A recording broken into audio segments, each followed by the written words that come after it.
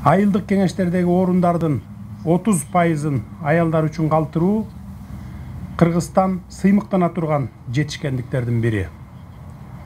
Бул механизмди иш жүзүндө колдонуу айылдык кеңештердеги аял санынын өсүшүнө алып келерине ишенемин.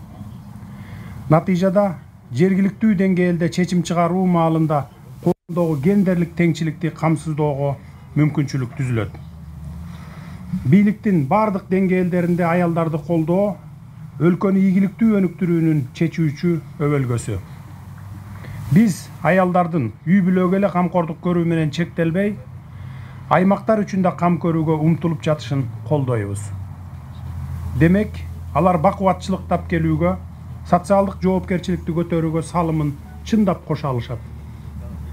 Биз биримдикке таянганда гана сүйүктүү Кыргызстаныбызды өнүктүрө алабыз.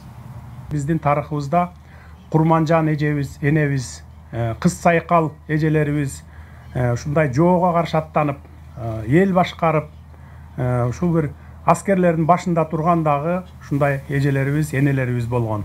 Ошондуктан бүгүнкү күнү дагы ушу аялдарды сыйлап, квота бөлүп берип, жогорку кеңешке, бийлик бутактарына, анан айылдык кеңештерге ушундай алып келип отурганыбыз, бул биздин тарыхыбызды унутпай, аялдарды тең укуктуулугун сактап сыйлаганын билдирет.